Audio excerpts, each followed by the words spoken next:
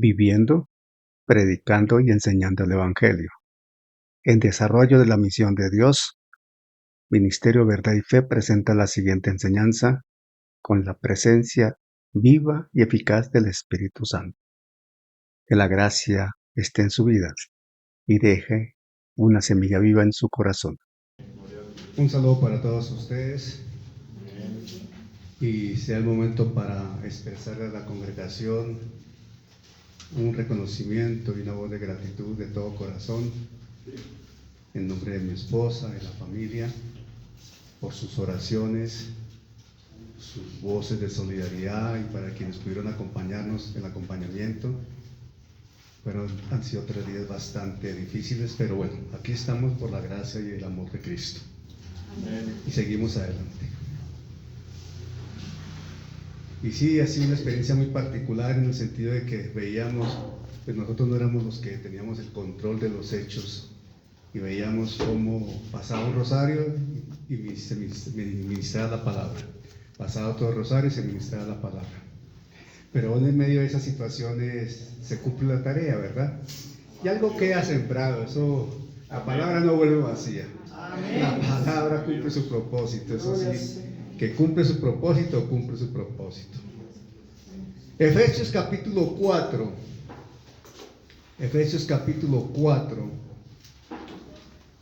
versos 3 al 6. Vamos a leer la palabra y nos ponemos en pie, por favor, en reverencia a la Escritura, los que podamos. Y nos ubicamos en Efesios capítulo 4, versículos 3 al 6. Yo lo leo en versión Reina Valera del año 60 y le pido el favor a mi esposa que esta misma lectura la hagamos en una traducción contemporánea, alterna, para comprender mejor, aunque debe ser muy parecida, pero queremos leerla en una versión alterna.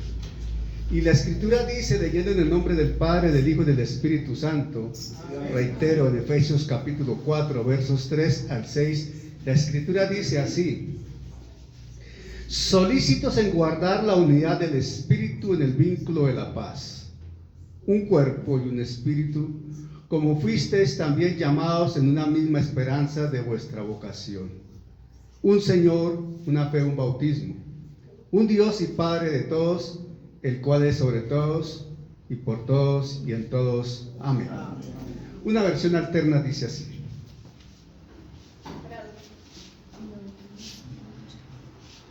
Traducción lenguaje actual dice: hagan todo lo posible por vivir en paz, para que no pierdan la unidad que el Espíritu les dio. Solo hay una iglesia, solo hay un Espíritu, y Dios los llamó a una sola esperanza de salvación. Solo hay un Señor, una fe y un bautismo. Solo hay un Dios que es el Padre de todos, gobierna sobre todos, actúa por medio de todos y está en todos. Amén. Amén. Señor, te damos gracias por tu palabra. Señor, sabemos que ya cumple el propósito para el cual ha sido enviada. Señor, yo te pido que prepares nuestros corazones, Señor, que prepares nuestros oídos y que prepares nuestra mente. Señor, no queremos ser oidores olvidadizos, sino que queremos ser hacedores de tu palabra. Señor, que en esta noche haya palabra rema, es decir, palabra revelada. Señor, coloco a mi esposo detrás de la cruz, Señor. Pasa un carbón encendido por sus labios. Señor, que él no hable de lo suyo, sino de lo que tú le has enviado a hablar. Toda la gloria es para ti, Padre Celestial, y te hemos orado en el nombre de tu poderoso Hijo, Jesús. Amén y amén. Amén. Amén. Siéntese, por favor. Equipados para crecer. Es el título del estudio que estamos desarrollando. Esta es la parte 6, si estoy bien. Espero que sí esté bien. Parte 6. El título de esta noche es 7 verdades. Y bajo el título 7 verdades, hoy no vamos a terminar el tema, honestamente. Esto se nos va a alargar por lo menos 2 servicios más. Y hay que entender como preámbulo, ubicándonos y haciendo conexión con la enseñanza pasada, que cuando hablamos de ser solícitos en guardar la unidad del Espíritu en el vínculo de la paz, como señala el verso 3, tema ya tratado de alguna forma. Vemos como Pablo trabaja bastante en la enseñanza de la necesidad, la razón, el porqué, la necesidad, el para qué de la unidad de la iglesia.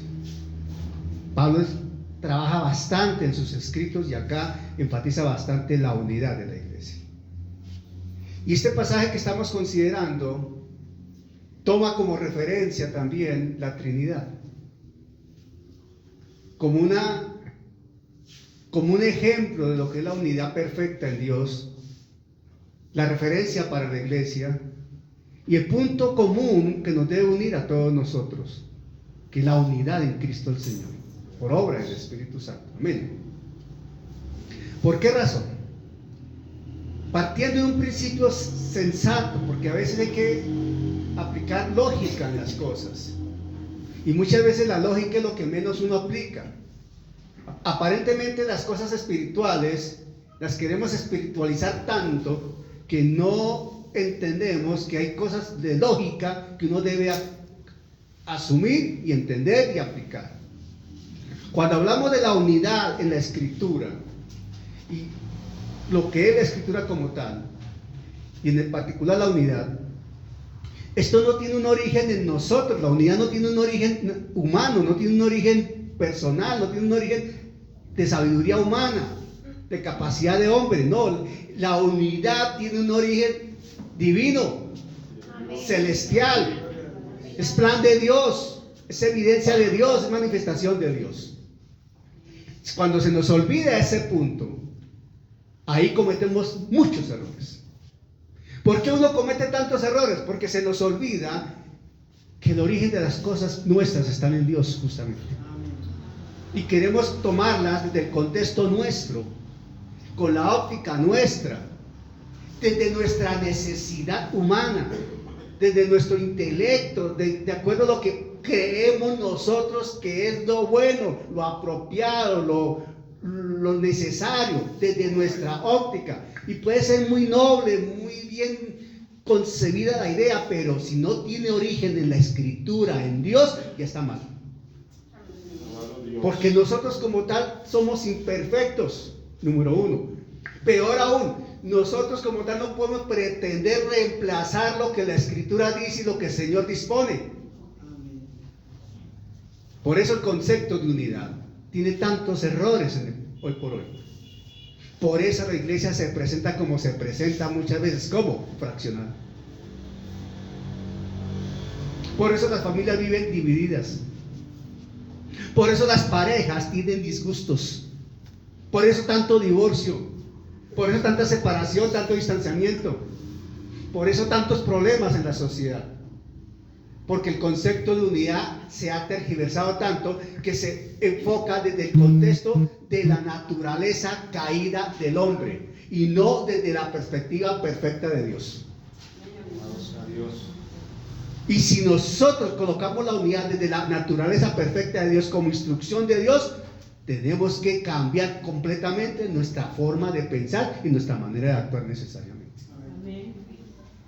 Eso es esencial. Entonces Pablo trabaja en la unidad porque es importante, ya que allí en la unidad, por ser un plan de Dios, obra el Espíritu Santo. Dios.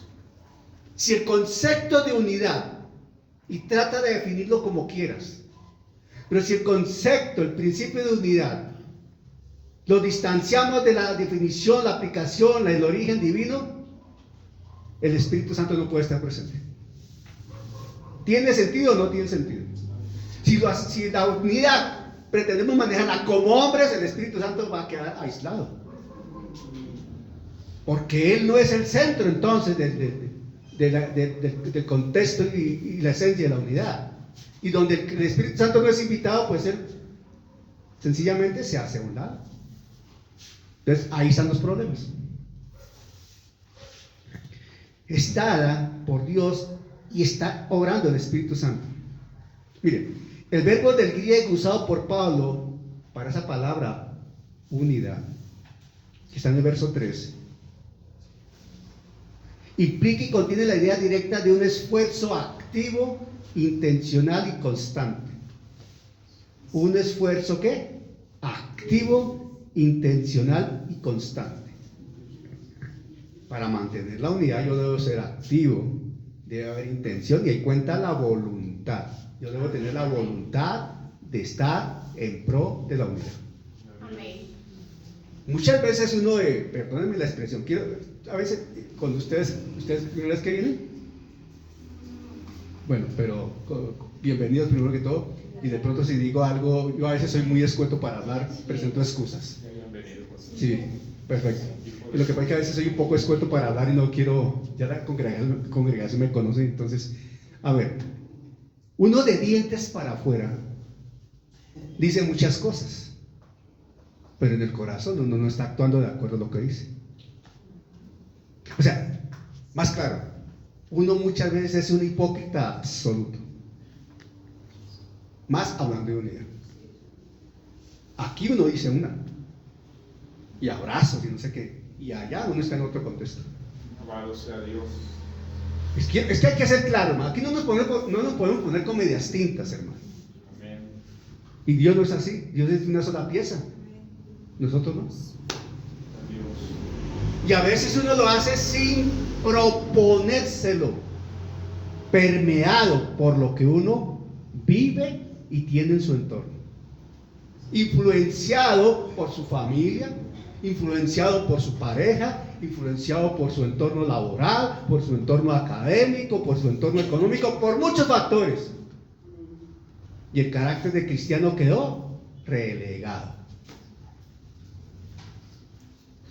Estoy hablando de situaciones que se ven en el día a día. No estoy hablando de nada raro. El contexto de unidad habla de esfuerzo activo, intencional y constante, de todos los días. O sea que la unidad no es pasiva, ni la unidad es automática. La unidad no se da al crujir los dientes, no, sino a chasquear los dedos. Eso no es así. La unidad se trabaja. La unidad demanda esfuerzo, consistencia y deseo de hacerla, mantenerla. La relación conyugal, piensen en una referencia básica como el matrimonio. Y vayámonos atrás al momento del noviazgo. Y váyase un poquito más atrás al momento de la amistad. Y váyase un poquitico más atrás antes de concretar esa amistad. Cuando conoció a la muchacha. Ayer veníamos en el carro del norte, que ayer estuvimos en el cementerio de La Paz. ¿Qué? ¿De La Paz? Jardines de La Paz. Y de ese largo trayecto veníamos hablando de nuestros hijos, nos comenzaron a preguntar a nosotros cosas de pareja, qué me gustaba de ella, qué le gustaba de mí. Nos hicieron todo un interrogatorio estos chinos. Eso nos mantuvieron ahí preguntándonos cosas. Y cuando yo les dije, ella les explicó y una pregunta, ¿cómo se conocieron? Ella dijo así, así, así, y les dije yo, sí, es verdad. Pero recuerdo bien la falda negra que llevaba hasta por acá, sus zapatos negros bajiticos como unas sandalitas ahí que llevaba, sandalias no, sino como es que paletas. Y recuerdo bien esa blusa oscura, azul oscuro o negro, la recuerdo bien. Y dice mi nuera, dice, uy, pero qué memoria. Le dije, es que me acuerdo bien cómo vi a esta mujer y por qué me impactó, por qué me enamoré de ella. Comienza uno se va atrás y comienza a hacer toda esa secuencia de cosas. Y nos pregunta, ¿y cómo fue el primer beso? ¿Y cómo fue que se llamaban? Imagínense ese interrogatorio. Y cómo desde ese momento a hoy yo le sigo diciendo, mamita, te amo, te quiero, y le sigo dando picos y no me da pena. Y se fortalece la unidad. nos mantenemos como novios. Nos queremos, nos amamos, nos respetamos, aunque a veces se me sube el Pinto y a ella se le sube el Gómez, pero igual me da pico y tinto. Entonces, ¿eso qué ha sido? Es respuesta de que de la casualidad. Aquí se ha trabajado, el matrimonio se ha trabajado, se ha aportado. Son dos voluntades dispuestas a aportar, ¿verdad o no? Son dos voluntades que han entendido que Dios los unió para estar juntos. Y uno no quiere estar con alguien para estar peleando, disgustando, pasándola mal. Con Dios es similar. ¿En qué sentido? Dios quiere mantener la mejor relación con nosotros, una unidad perfecta, armoniosa, de amor, de gracia, de favor, pero Él ya hizo su parte, ya dispuso todo. ¿Quiénes debemos hacer nuestra parte? Pues nosotros. Y si no lo buscamos, si no lo seguimos, si no le decimos que lo amamos, si no lo alabamos, si no lo adoramos, si no lo exaltamos, si no le honramos, si no lo obedecemos, si no hacemos caso a lo que Él dice, entonces ¿de qué unidad estamos hablando? Estamos siendo simple y llanamente mentirosos, hipócritas y vergüenzas ante Él. Porque podemos decir muchas cosas, pero no las estamos haciendo. Y eso pasa en la iglesia de hoy.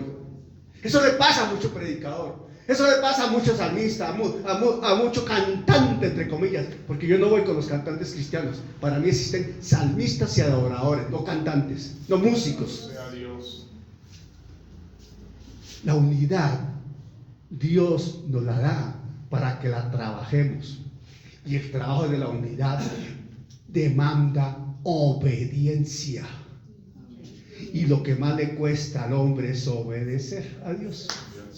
¿Por qué? Porque la obediencia a Dios sacrifica la carne y somete la carne. La vanagloria y el orgullo. Y ahí está la prueba grande para esa obediencia que honra esa unidad. Estos temas parecen sencillos, pero no son tan sencillos. Y habla de paz también ese versículo. Pero ya hablamos de eso la semana pasada.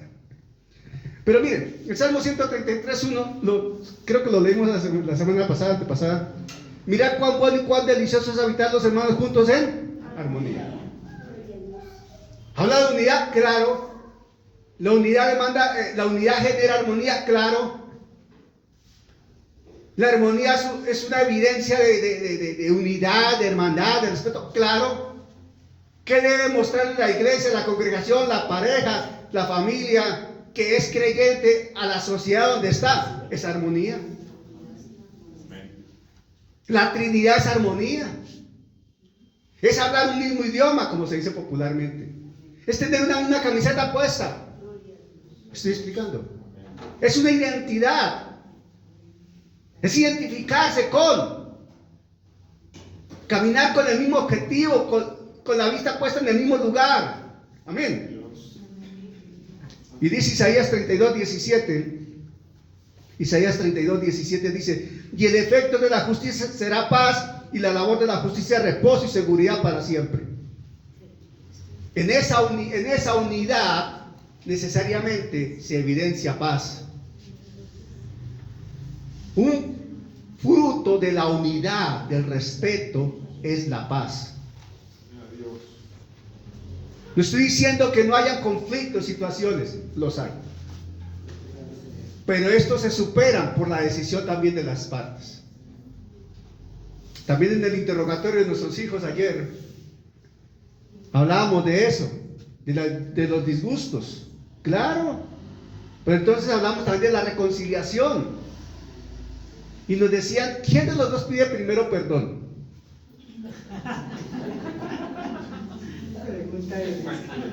Entonces yo les dije, a ver, yo no me destaco precisamente por decir, mami, perdóname, no.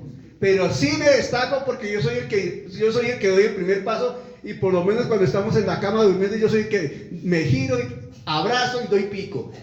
Y si ella se deja abrazar y se deja dar el pico, ya estoy perdonado. Pero si ella no me responde el abrazo y no se deja dar pico, uy, estoy en problemas, hermano. Ay, Señor, ¿y ahora qué? Pero son formas de que la pareja se entiende, me estoy explicando. Son maneras de diálogo que muchas veces sin palabras, pero nos entendemos. Y al día siguiente uno se levanta armonioso, se levanta feliz. Hola mami. Y hasta de pronto hasta me sorprende, amor, ¿quieres tinto? Sí, mami, sí. Hoy, mi esposa obviamente tiene ¿cómo es que se llama? Hoy y mañana no va a trabajar por lo que le dieron esos días de calamidad. De la calamidad. Bueno, entonces para mí fue novedoso y no levantarme temprano. O sea, esos días, no, yo me levanto muy temprano, ustedes saben, yo les he contado que me levanto muy temprano. Pero aún así, antes de las 5 de la mañana, ya ahorita en la cama y de pronto ya me di cuenta que se había despertado. Mami, ¿quieres tinto? Sí, amor. Y a mí no me molesta traerle un tinto a mi esposa. No me siento mal por traerle un tinto a mi esposa. ¿Por qué? Porque la amo. No me siento mal en prepararle el desayuno a mi esposa. ¿Por qué? Porque la amo. No me siento mal con lavar la loza. ¿Por qué? Porque amo a mi familia. Y le doy ejemplo a mis hijos. Mi hijo Juan Felipe, el mayor, él es ingeniero, trabaja en una multinacional. Es un muchacho que le va muy bien en la parte profesional, muy reconocido y respetado en su área. Pero él también lava loza en su casa. Él también limpia el baño y la casa. A él no le duele hacerlo. ¿Por qué? Porque ha visto a su papá hacerlo. Usted ven a mi hijo David, ingeniero también. Ese chino no tiene problema en barrer, aspirar, limpiar. No tiene ningún problema en hacerlo. Ha visto a su papá hacerlo. Y eso alimenta la unidad de la casa, la armonía de la casa. Y cuando David y Felipe casado, Danielita dice, no, pues es que ustedes me entregaron un buen muchacho bien enseñado. Sí, nena, te lo entregamos bien entrenado. Van a ser buenos esposos. Eso va a alimentar buenas familias. Va a constituir un buen ejemplo. Van a impactar donde estén. Y eso a uno le llena de orgullo. A uno le satisface. Ahí está la unidad dando frutos, hermano. Pero si ellos lo ven a uno peleando, disgustando, insultándose, tratándose mal, haciendo barbaridades, etcétera, etcétera, ¿qué fruto le entrega uno a la sociedad? Me estoy explicando. Seamos conscientes de esto como padres, como pareja casados que tenemos hijos. Seamos conscientes. Somos responsables de darle a la sociedad buenos hijos. Somos responsables de proveerle a la sociedad buenos ciudadanos. La sociedad se conforma. Para que una sociedad cambie necesita buenos ciudadanos. Y los buenos ciudadanos no los forman los colegios, ni las escuelas, ni las universidades. No los forman los títulos académicos, ni los logros académicos y profesionales. Los buenos ciudadanos se forman desde la casa con principios y valores que aprenden de papá y de mamá. Ahí donde se forman los buenos ciudadanos. Desde casa. No antes. Hay que entender eso. El apóstol Pablo nos presenta un entorno de unidad. Y eso en Efesios se habla bastante. Y es una alerta. Pablo está manifestando una alerta en Efesios. Una manera de alertar justamente y de hablar de una urgencia que le está diciendo a la iglesia cómo debe vivir. Y le está diciendo al creyente cuál debe ser tu conducta. Tu conducta afecta o aporta a la unidad de la iglesia y por consiguiente al testimonio de la iglesia. Testimonio de la iglesia. Y esto es trascendente. Escuchen ustedes allá afuera. Gente que no es creyente, que hablan de las iglesias cristianas. ¿Y qué argumentan muchos de ellos para no ir a una iglesia cristiana? Más aún, ¿qué dicen muchos de ellos y afirman haber estado en una iglesia cristiana y por qué no volvieron? Sin ser argumentos válidos ante Dios, porque eso no es válido ante Dios, pero sí son elementos que usa el enemigo para justamente trabajar en las personas y sacarlos del evangelio y desviarlos de la línea de Cristo, del camino de Cristo. Y por lo regular, la excusa o el argumento uno encuentra siempre en la conducta de las congregaciones, en la conducta de los ministros, en la conducta de los líderes, y esto está relacionado directamente con que no hay unidad para nada. O hay una unidad nefasta, porque hay una unidad pero para hacer cosas malas. Entonces, ¿de qué estamos hablando? La unidad espiritual ha sido establecida por Dios. No es resultado de acuerdos humanos. Es el fruto de la acción del Dios Trino, del Dios de la Trinidad. Mire, Samuel Pérez Millos, que es un teólogo, comentarista español, me gusta leerlo. Samuel Pérez Millos, en su comentario de Efesios, él subraya que Pablo lo destaca así, lo toma así: no ordena crear la unidad, sino guardar la unidad ya establecida por Dios. Ojo con esto. Esa parte me parece muy importante. Dios no nos manda a crear la unidad, porque a veces los hombres pretendemos crear un concepto de unidad, ya lo hablábamos hace unos minutos, y es equivocado. Dios nos manda a guardar, obedecer, seguir una unidad que Él ya ha establecido. Es que uno no puede inventarse lo que ya está hecho. Es como tratar de inventarse la rueda, ya está hecha, hermano. Dios nos dice que guardemos la unidad, Él da el ejemplo y da las pautas de cómo guardarla. ¿Qué vamos a inventarnos? Se trata de obedecer. Pero aquí entonces viene un problema también muy serio. ¿Qué vas a obedecer si no sabes de qué estás hablando? Perdóname, si ignoras las Escrituras, si no has estudiado las Escrituras, si no se te ha enseñado la Escritura en torno al tema, ¿tú qué vas a seguir? ¿Qué vas a guardar? ¿Qué vas a obedecer si no se te ha enseñado correctamente, o ni siquiera tú te has preocupado por leer la Escritura para aprenderlo? ¿Me estoy explicando? Entonces algo debemos hacer nosotros. Nosotros debemos aportar nuestra parte, empezando por desear aprender más. Y una manera de aprender es leer la Escritura, ¿o no? Y le garantizo que usted conoce gente, como yo conozco gente cristiana de muchos años, que no se ha leído toda la Biblia.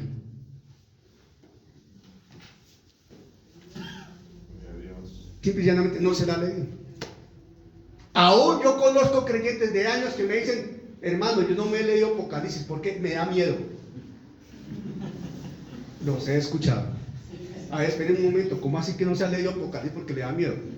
No, hermano, es que Apocalipsis es terrible, hermano. No, yo no quiero leer todo eso. Y cuando uno se toma el trabajo, a ver, alguna vez yo lo hice. Esperen un momento, le voy a explicar. Siéntese conmigo y escúcheme 2 minutos. ¿Por qué es necesario leer Apocalipsis? 3 o 4 argumentos rápidos. Esto, por esto. ¿Verdad? Sí, señor. Entonces lo voy a leer. Léalo, hermano, y se va a dar cuenta. Punto número 1. Los juicios que Apocalipsis relata no son para el creyente. ¿Cómo? No son para el creyente, hermano. Son para los que han desafiado a Dios, para los desobedientes. ¿Tú qué eres, creyente o desobediente? No, pues yo creo en el Señor, lo obedezco. Entonces, ¿cuál es el miedo? Apocalipsis no trata con la iglesia, porque la iglesia no va a pasar por la gran tribulación, no va a pasar por allá porque el Señor nos lleva en el arrebatamiento. ¿Cómo así es el arrebatamiento, hermano? ¿Cómo es eso? ¿Acaso? Hermano, usted, ¿cuántos años lleva en el evangelio? ¿Quién ha sido su pastor, hermano? Dígale a ese pastor que estudie y le enseñe, hermano. Porque uno dice: no le han enseñado. No tiene razón de estar asustado. No le han enseñado. Y piensa que la iglesia va a pasar por la gran tribulación y que todas esas cosas que relata Apocalipsis va a pasar por allá. Entonces, ¿quién no tiene miedo? Obvio que tiene terror. No quiere leer lo que... Y además que le han dicho una cantidad de barbaridades. Hermano, tómese el trabajo, lee. Que tampoco es así como lo dice. ¿Me estoy explicando? Entonces hay que documentarse, hermano. Hay que leer la Escritura. Hay que aprender. Hay que discernir. Y ojalá tenga pastores que les enseñen. Perdóname, pero hay muchos pastores que no enseñan, hermano. No, simplemente no enseñan la escritura. Y no es vanagloria nuestra, es que nos lo han dicho. A mí me han dicho, hermanos, es que nuestro pastor es buena gente, pero no, hermano, no estudia, y no quiere estudiar, es que no enseña. Grave, hermano. Grave. Levanten la mano las amas de casa. Pregunta para las amas de casa. Calculen ustedes que van a la cocina y se preocupan por alimentar a sus familias, ¿verdad o no? Preparan los alimentos. Calculen ustedes si en la cocina ustedes siempre preparan caldo de papa y nunca cambian de ahí. Siempre que hay de desayuno, caldo de papa. ¿Qué hay de almuerzo? Caldo de papa. ¿Qué hay de comida? Caldo de papa. Y al día siguiente, ¿qué hay de desayuno? Caldo de papa. ¿Qué hay de almuerzo? Caldo de papa. ¿Qué hay de caldo de papa? O pongámosla fácil. ¿Qué es la comida? Arroz. Arroz, sí, con huevo. Al día siguiente, ¿qué hay de comer? Huevos, ¿con qué? Con arroz. ¿Qué hay de comer hoy? Arroz, ¿con qué? Con huevo, pero esa es frito. No, yo hice tortilla, pero lo revuelvo con el arroz. ¿Y qué pasa ahí? Entonces, si todos los días es lo mismo, ¿qué va a pasar? Bueno. ¿Qué cree que pasa en una congregación donde el pastor no sale de una temática donde superficial y Dios es amor y Dios los ama y Dios es amor y Dios los ama y Dios es amor y Dios los ama y Dios es amor y Dios los ama? Pero de ahí no pasa. Lo acaba de decir Henry, parece chiste, pero es verdad. Se van al restaurante, espiritualmente se van para otro lado. También es espiritual también. Se van para otro lado, hermano, porque es así. Hay que entender la escritura, hay que profundizar para hablar. Y estamos hablando de unidad. Y mire que todo esto alimenta la unidad o la afecta. Así es sencillo. Esa unidad, dice Samuel Pérez, me gusta lo que dice, es una unidad, es una realidad espiritual objetiva, fruto de la obra redentora de Cristo, total. Estoy de acuerdo, lo cité así porque estoy de acuerdo. Y obviamente el ministerio activo del Espíritu Santo. Pero señala la responsabilidad del creyente y todos la tenemos. Es virtud vivir en la unidad. Y es necesario que nosotros estemos en esa unidad. En ese pasaje que hemos leído de Efesios, hay 7 verdades. 7 verdades declaradas aquí. 7 verdades que la Escritura señala y ustedes les van a ver allí. Habla de un cuerpo, un espíritu, una esperanza, un Señor, una fe, un bautismo y un Dios y Padre. 7 verdades fundamentales y esenciales para nuestra fe cristiana. Miren, yo se los he dicho y lo vuelvo a decir y a mí me ha pasado. Es que a mí también me ha pasado. O sea, yo no les estoy hablando cosas que a mí no me hayan pasado también. Muchas veces uno toma un pasaje de esto y lo lee y pasa ese pasaje poco. Muchas veces uno lo pasa de largo y lo ve fácil. Son palabras muy sencillas y uno como que las ve fácil, pero cuando comienza uno a hilar más finito se da cuenta que no es tan sencillo. Ahí hay mucho para aprender.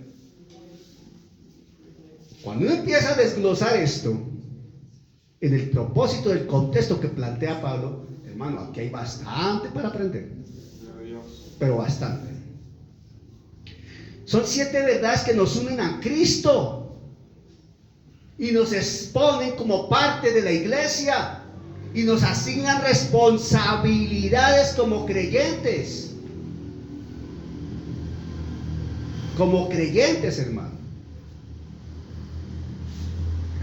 Pablo ahí está presentando una estructura doctrinal esencial. Vean ustedes, se dan cuenta que hay un núcleo doctrinal esencial, hermano. Ahí está plasmada la Trinidad, por ejemplo. Amén. Ahí está reflejada la iglesia.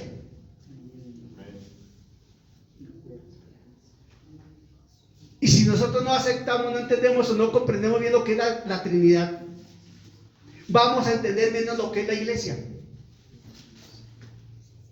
¿Cómo así, hermano? Sí.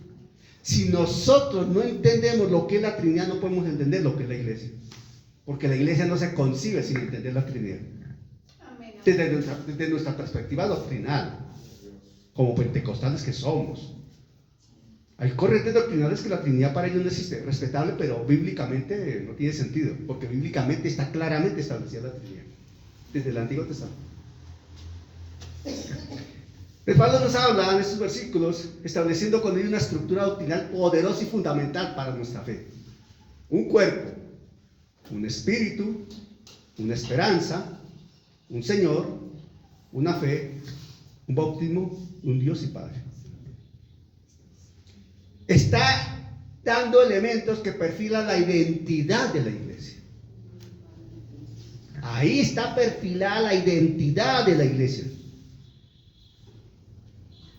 Y allí está necesariamente establecido también los elementos que el Espíritu Santo utiliza para formar el carácter de Cristo en el creyente y fortalecer al creyente, fundamentarlo en la palabra. ¿Me estoy explicando? Esto quiere decir que son verdades que el Espíritu Santo utiliza en la luz y la revelación para establecernos como la plenitud en Cristo, siendo Él ¿quién? La cabeza. Amén. La cabeza del cuerpo. La Escritura dice que la iglesia es la plenitud de Cristo por ser el cuerpo. Cristo no sería cabeza si no tiene un cuerpo. Y el cuerpo es la iglesia que Él mismo está edificando. Y eso somos nosotros como creyentes. El cuerpo. Amén. Es importante entender eso. Ahora, hay que entender que Pablo no está haciendo aquí uso de principios filosóficos o pensamientos intelectuales o argumentos políticos, sociales, antropológicos. No. Él está hablando en virtud de lo que recibió del Señor Jesucristo y fue revelación, luz directa que recibió ¿de quién? De Jesucristo mismo.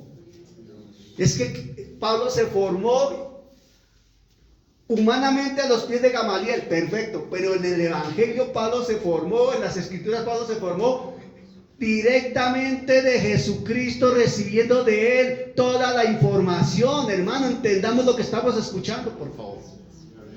Pablo no está transmitiendo algo que se lo aprendió a hombres.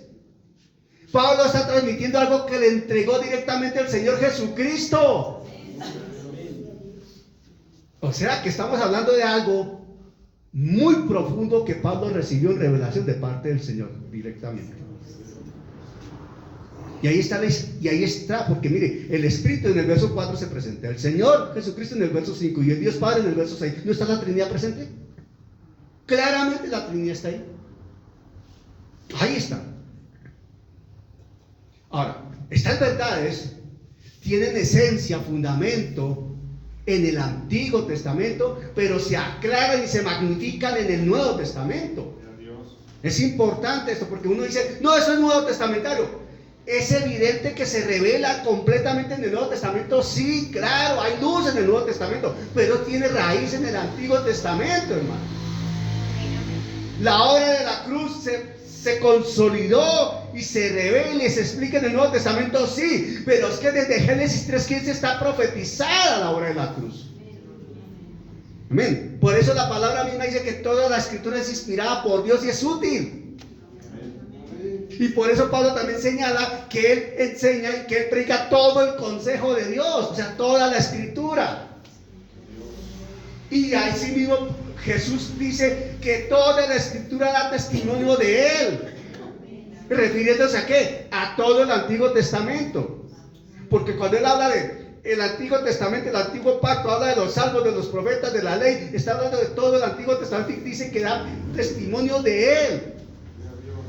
Entonces, si el Antiguo Testamento da testimonio de Jesús, da testimonio también del Padre y da testimonio del Espíritu Santo. En consecuencia, da testimonio de la misma Trinidad, de la obra de la cruz, del plan de redención, de salvación y de la misma iglesia. Amén. Hay que leer toda la Escritura. Si uno pretende entender el Nuevo Testamento sin haber leído el Antiguo Testamento, está mal, hermano. Es como pretender aprender a leer sin aprenderse las vocales, hermano. Si no conoce las vocales, ¿cómo va a pretender aprender las consonantes sin las vocales? Entonces, ¿cómo va a aprender a leer? Hay un derecho para las cosas. Ejemplos elementales.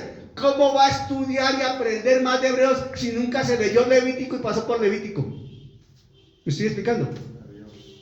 ¿Cómo? Primero está el 1, después está el 2. Necesariamente.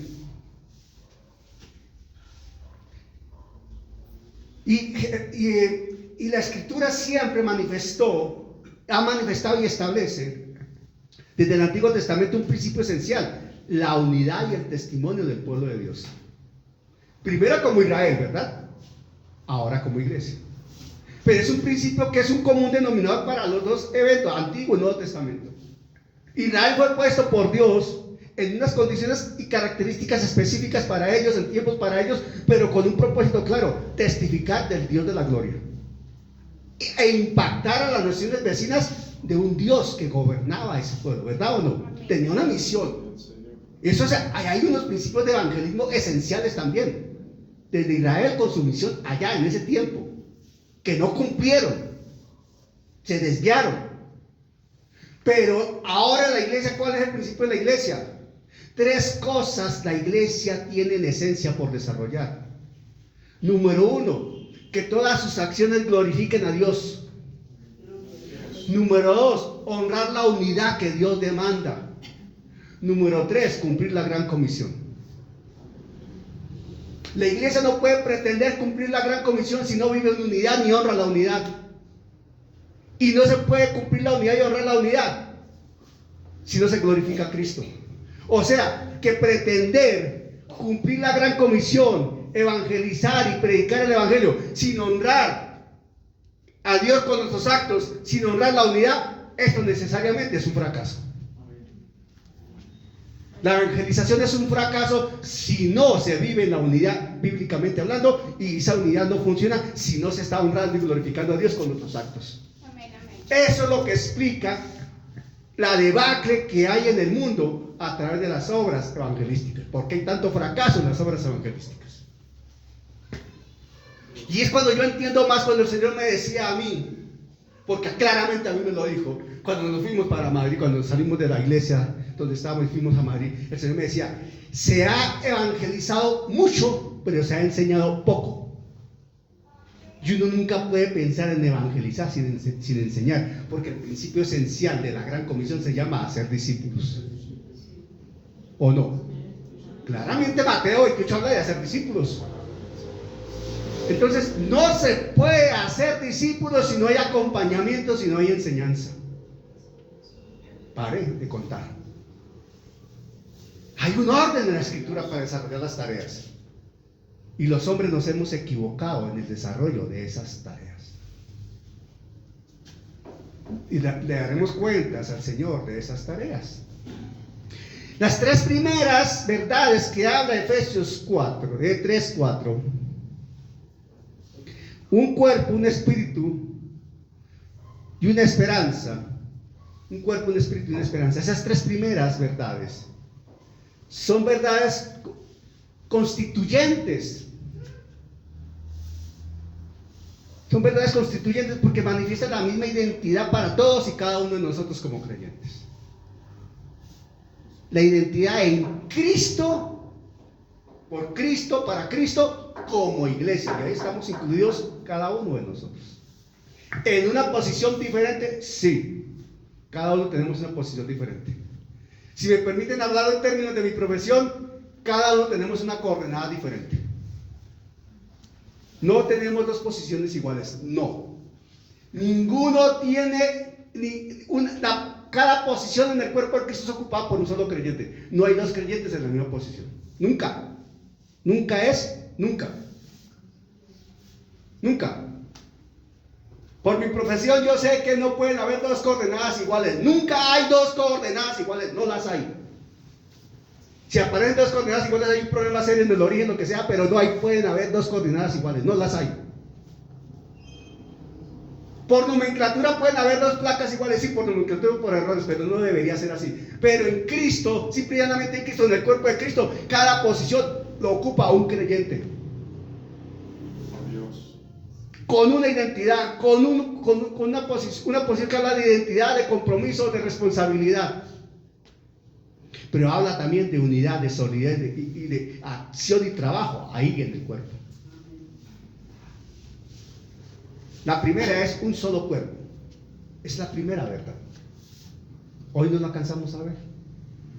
Pero es un solo cuerpo. Y lo dejo en estos términos, mami.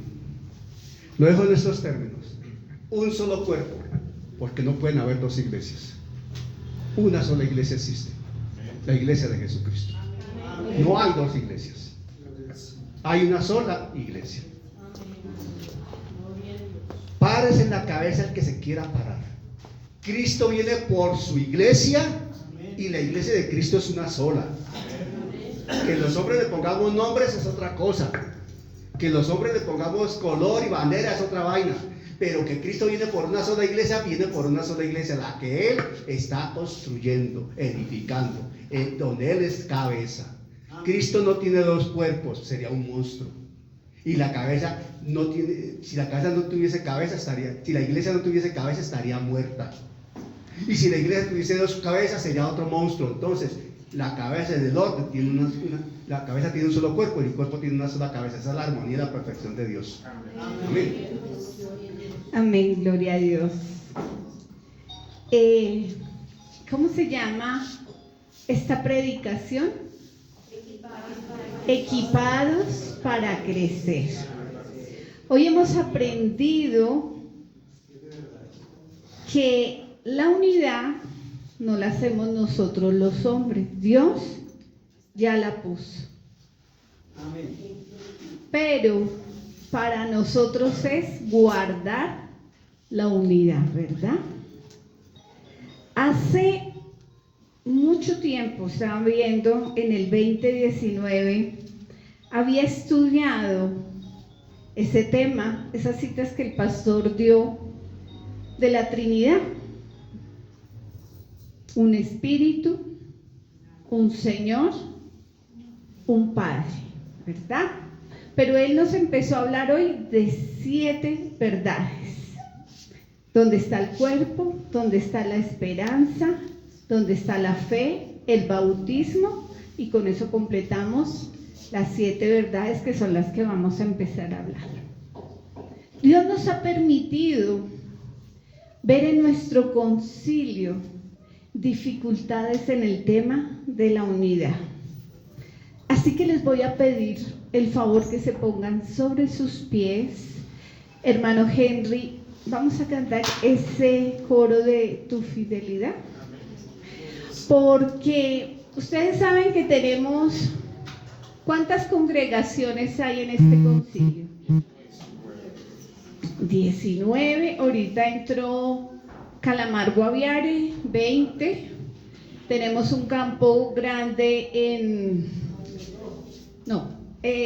Caño Rojo es la iglesia, en Sabana que está próximo. Y la distancia, la cultura, porque allá en los llanos las cosas son diferentes acá en la ciudad. En Choachí con el frío y Guatavita es diferente, en Bucaramanga. Y este tema de la unidad es difícil. Yo quiero que antes de orar interpretemos ese coro, porque Dios es fiel. Amén. El emuná, Dios es fiel. Y necesitamos esa unidad en este concilio, y no solo en Colombia. Lo necesitamos con Puerto Rico, lo necesitamos con República Dominicana, lo necesitamos con los hermanos de Perú, de Argentina, de Panamá, de Estados Unidos, de la India. Este concilio está en varios países, en varias ciudades, y esta unidad, este vínculo, algo que nos vincula, es importante, pero en nuestras fuerzas no podemos actuar a favor de esa unidad. Entendemos que la tenemos que guardar, pero solo a través de esa fidelidad de Él vamos a poderla hacer. Cierre sus ojos. Señor, vamos a tomar tu fidelidad es grande, tu fidelidad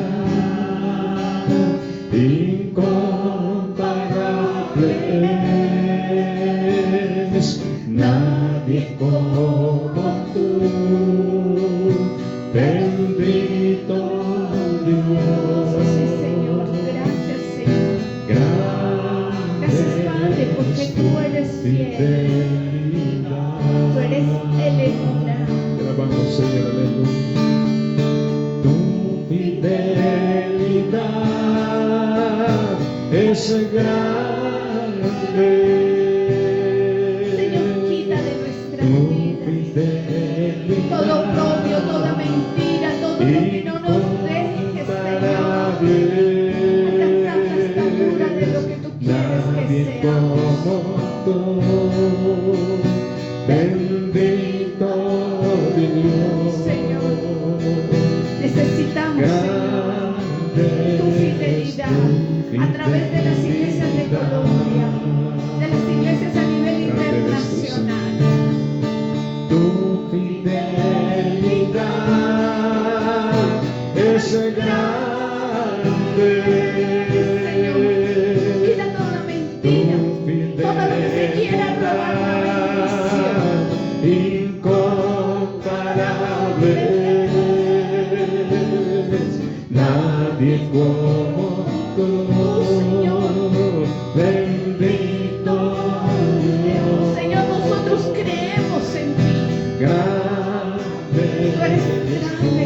fidel. Tu fidelidad es Obra grande. poderosamente, Señor, en la unidad, aleluya. Tu fidelidad es grande. Señor, te necesitamos.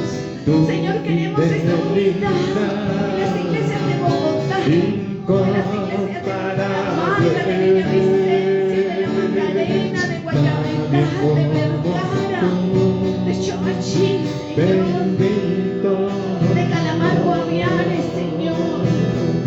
grande es tu fidelidad. Ayuda a cada iglesia, Señor, en el nombre de Jesús te lo pedimos. Gloria a Dios. Tu fidelidad es Necesitamos vivir esta unidad. Necesitamos guardar esta unidad. Quita lo que no te agrade de nuestras vidas, de nuestros ministerios. Nadie como tú, bendito Dios, grande es tu fidelidad.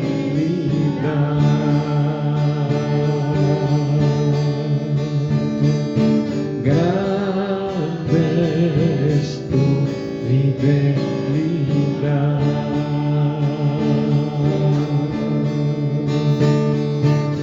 Grande es tu fidelidad, Señor. Grande es tu fidelidad, Señor. Amén. Necesitamos, Aleluya. Señor, esa unidad, ese vínculo perfecto para poder vivir en armonía, para que el carácter de Cristo sea formado en nuestras vidas, para alcanzar la estatura que tú quieres que alcancemos, para que podamos salir y compartir tu palabra. Señor, tu palabra dice en Juan 17:21, para que todos sean uno, como tú, oh Padre, en mí y yo en ti, que también ellos sean uno con nosotros, para que el mundo crea que tú me enviaste. Nos tienen que creer, pero lo tenemos que vivir. Y necesitamos la ayuda del Espíritu Santo. Señor, gracias por esta tu palabra. Gracias por este vínculo perfecto. Ayúdanos, Señor, a conocer cada día más de Él, a ponerlo por obra, Señor.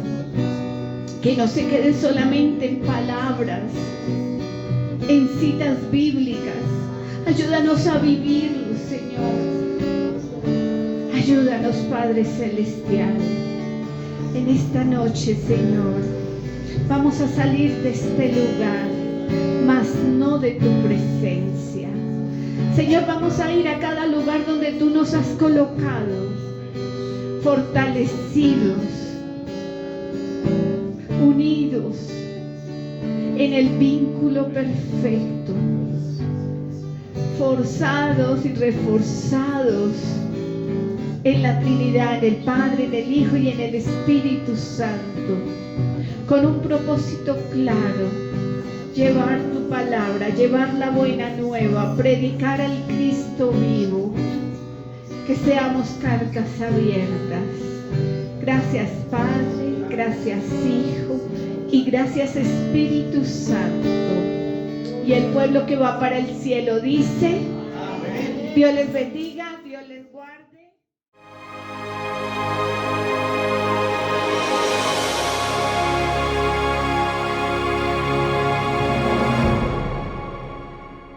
Gracias al Señor por su obra en cada corazón, con su palabra viva, y que sea el Espíritu Santo generando en ustedes un amor profundo por la palabra del Evangelio de Jesucristo, para alabanza de su gracia y gloria de su nombre. Amén.